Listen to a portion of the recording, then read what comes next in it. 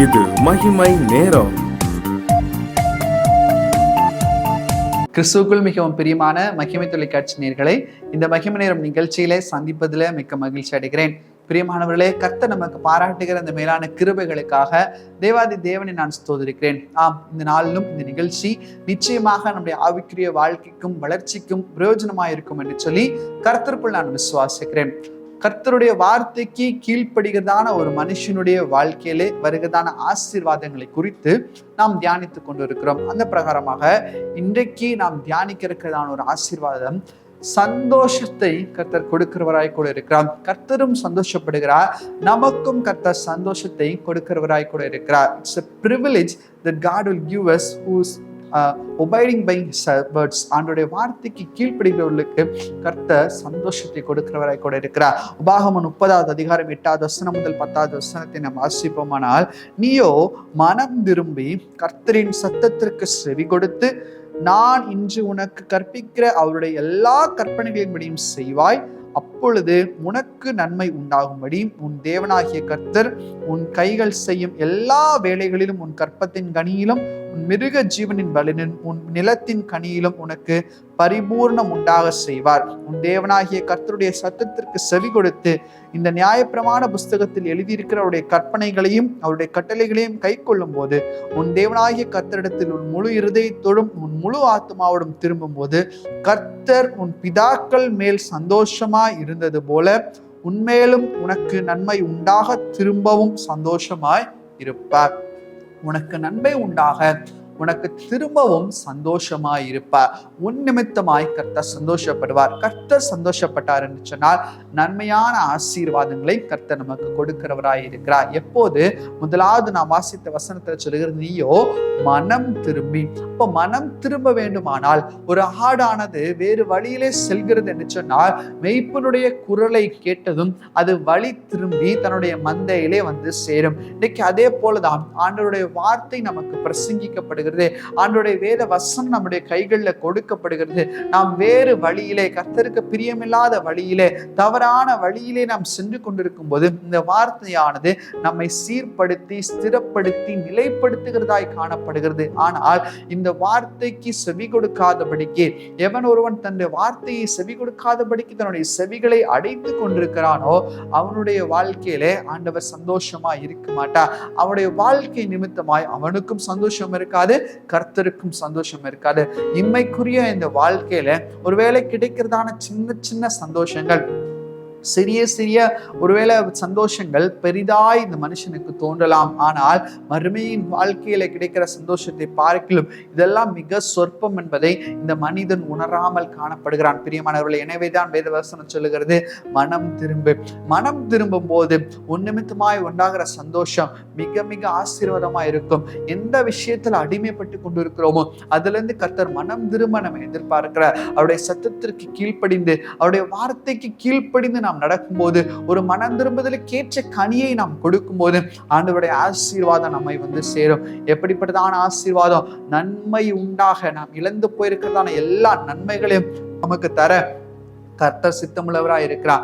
நன்மை உண்டாவதற்கு ஏற்ற ஆசீர்வாதத்தை கர்த்தர் நமக்கு தருகிறாய் கூட காணப்படுகிறார். பிரியமானவர்களே, இளைய குமாரனுடைய வாழ்க்கை குறித்து நமக்கு தெரியும். இந்த இளைய குமாரன் தன்னுடைய தகப்பனுடைய சத்தத்திற்கு கீழ்ப்படியாதபடிக்கு தன்னுடைய சொத்துக்கள் எல்லாவற்றையும் எடுத்துக்கொண்டு அவன் வேறு இடத்திற்கு சென்று விட்டான். ஆனால் பிற்பாடுதான் அவனுடைய புத்திக்கு உரைக்கிறது, அவன் செய்தது எவ்வளவு பெரிய தவறு என்று சொல்லி. இப்போதுதான் அவன் மனம் திரும்புதலுக்கு ஏற்ற கனியை கொடுக்க ஆரம்பிக்கிறான். அவன் மனம் திரும்பும் போது அவனுடைய தகப்பனார் அவனை சந்தோஷமா ஏற்றுக்கொள்கிறான். அவன் முன்பாக எப்படி இருந்தானோ அதே போல அநேக ஆசீர்வாதங்களை இந்த மனம் திரும்பி வந்த மகனுக்கு கட்டளையிடுகிறார். இப்போதோ அவன் புதிய மனுஷனா இருக்கிறான் என்று சொல்லி அவன் சாட்சி கொடுக்கிறதை நாம் பார்க்கிறோம். பிரியமானவர்களே, இன்னைக்கு ஆண்டவரும் கூட என்னுடைய ஆணி கடாவன கைகளை விரித்து, என்னுடைய மகன் என்னிடத்துல வரமாட்டானா, என்னுடைய மகள் என்னிடத்துல வரமாட்டாளா என்று சொல்லி ஒரு ஆவலோடு கூட கர்த்தர் எதிர்பார்த்து கொண்டிருக்கிறார்.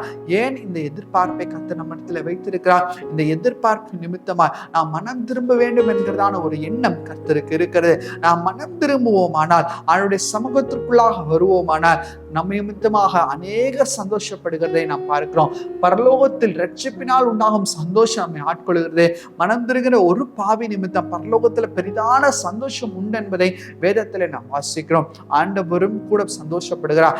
ஆண்டவர் சந்தோஷப்பட்டார் என்று சொன்னார் நம்முடைய வாழ்க்கையில அதற்கு இனியான நன்மையை கர்த்தர் கட்டளையிடுவராய் கூட யோசிக்க கிருபை தருகிறார்.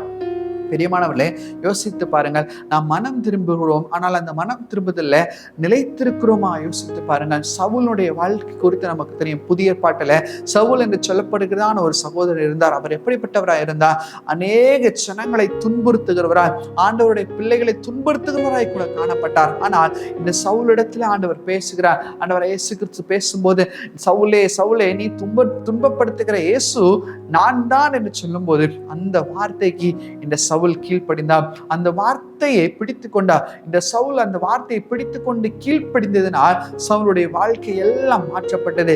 எவர்களை துன்பப்படுத்தினாலும் இப்போது அந்த சவுலை அவர்களோடு கூட சேர்ந்து ஆண்டவருடைய வார்த்தையை பிரசங்கம் பண்ண ஆரம்பிக்கிறான். அந்த மனம் திரும்புதலிலே இந்த சவுல் நிலைத்திருந்ததை நாம் பார்க்க முடியும். இன்னைக்கு நாமால் நிலைத்திருக்க முடிகிறதா?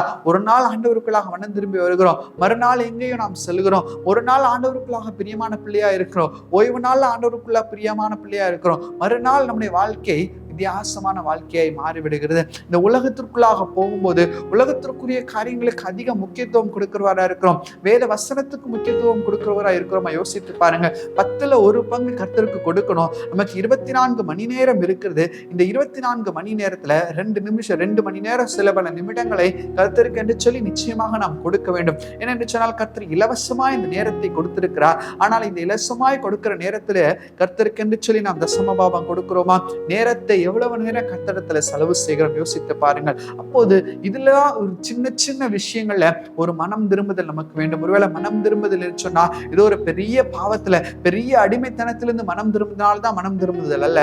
சின்ன சின்ன விஷயத்துல எங்கெங்க தவறி போயிருக்கிறோமோ, வேதம் வாசிக்கலையா அது ஒரு பாவம், ஜெபிக்கலையா அது ஒரு பாவம், எதிர்த்து பேசுகிறோம் அது ஒரு பாவம், வீட்டுல நம்மால அநேக நேரத்துல பிரச்சனை வருது அதுவும் ஒரு பாவம் தான், கோபத்து நமக்குள்ள இருக்கிறதா இது ஒரு பாவம். இப்படிப்பட்ட எந்தெந்த காரியத்துல நான் மனம் திரும்பாமல் இருக்கிறோமோ அதெல்லாவற்றிலும் நாம் மனம் திரும்ப வேண்டும். மனம் திரும்பும் போது கர்த்தர் நம்ம நிமித்தமாய் சந்தோஷப்படுகிறார். அந்த சந்தோஷத்தை நமக்கு நன்மையாய் கட்டளையிடுகிறார். பிரியமானவர்களே, இன்னைக்கு நமக்குள்ளாக இந்த ஒரு மனம் திரும்புதலுக்கு ஏற்ற கனியை எதிர்பார்க்கிறார். நம்மால் கொடுக்க முடியுமா? யோசித்து பாருங்க.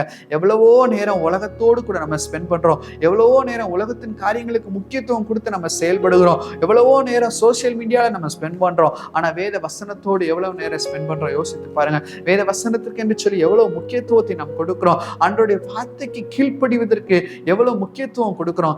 ஆட்டு கிடாக்களின் இனத்தை பார்க்கலாம் ஆண்டவருடைய வார்த்தையே மேலானது என்று சொல்லி சாமுவேல் தீர்க்கதரிசி சொல்லியிருக்கிறார். ஏன் அப்படி சொன்னா, தினம் என்பது மிகவும் மேலான ஒன்று, ஒரு உயரத்தக்கதான ஒரு ஒன்று. ஆனால் அதை பார்க்கலாம் கர்த்தருடைய வார்த்தை மேலானது, அவருடைய வார்த்தைக்கு கீழ்ப்படிதல் மேலானது.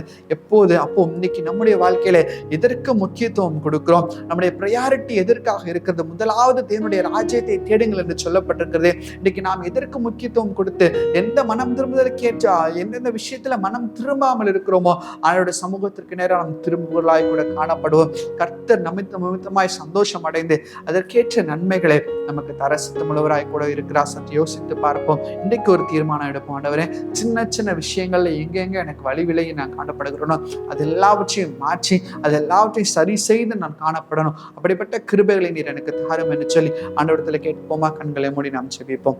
எங்களை நேசிக்கிறதான நல்ல பிதாவை நம்மை நோக்கி நாங்கள் பார்க்கிறோம். அப்பா ஆண்டவரே, இந்த நேரத்திலும் கூட மனம் திரும்புதலுக்கு ஏற்ற கனிகளை நாங்கள் கொடுக்கும் போது ஆண்டவரே, பரலோகத்தில் உண்டாகிற சந்தோஷ நிமித்தமாய் நன்மையான ஈவுகளை நாங்கள் பெற்றுக்கொள்கிறோம் என்பதை நாங்கள் தியானித்தோம். எங்களுடைய வாழ்க்கையில எந்தெந்த காரியங்களை நாங்கள் மனம் திரும்பாமல் காணப்படுகிறோமோ அது எல்லாவற்றையும் கர்த்தர் மன்னிக்கும்படியா நாங்கள் செபிக்கிறோம். அது எல்லாவற்றையும் கர்த்தாவை நீர் சந்திக்கும்படியா நாங்கள் செபிக்கிறோம். அந்தந்த காரியங்களை ஒரு மனம் திரும்புதலை கர்த்தாவை நீர் எங்களுக்கு கட்டளையிடும்படியா செபிக்கிறோம். அப்பா ஒருவருக்கே துதிகன மகிமை ஏறெடுக்கிறோம். மீட்பர் இயேசு மூலம் செபிக்கிறோம் எங்கள் ஜெபங்களை நல்ல பிதாவே. ஆமென். ஆமென்.